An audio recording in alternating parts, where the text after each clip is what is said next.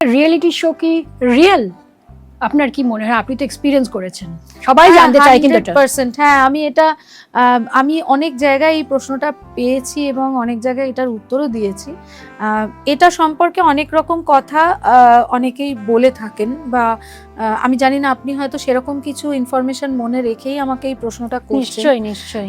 কিন্তু আমি যে 9 মাস ছিলাম, আমার জন্য কিন্তু এটা অ্যাবসলিউটলি কম্পিটিশনই ছিল। ঠিক যেরকমভাবে কম্পিটিশনের জাজমেন্ট হয়, যেরকমভাবে ক্রিটিসিজম হয়, যেরকমভাবে শেখানো হয়, যেভাবে অ্যাপিয়ার করতে হয়, যেভাবে টাইম দেখে গান গাইতে হয়, যেভাবে কথা মনে রেখে গান গাইতে হয়, প্রত্যেকটা প্যারামিটার্স কিন্তু আমার জন্য একদম এক্স্যাক্ট ছিল। মানে ইট ওয়াজ, অনেক সময় বলে না যে গট আপ কেস, তাই জন্য ও জিতছে, আসল ভোটিং এটা নয়, সেরকম কিছু তাই। মনে হয়নি? আমার এটা নিয়ে একটু মানে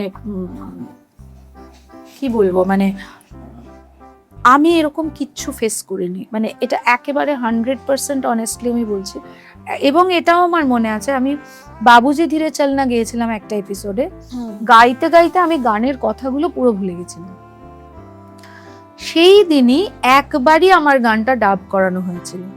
এছাড়া আর কোনো এপিসোডে কখনো, আপনি যদি জাজেস কমেন্টসগুলো আমার ক্ষেত্রে শোনেন, তাহলে বা যদি মনে থেকে থাকে, না থাকাই স্বাভাবিক, আমার যে কটা মনে আছে প্রত্যেকটা জাজেস কমেন্ট কিন্তু আমি ঠিক যা যা গিয়েছিলাম তার বেসিসেই কমেন্ট ছিল।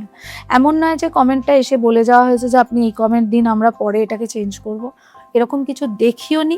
কিন্তু কানে অনেক কিছু এসেছে, কিন্তু আমি নিজে কিচ্ছু এক্সপিরিয়েন্স করি। It was all real for me.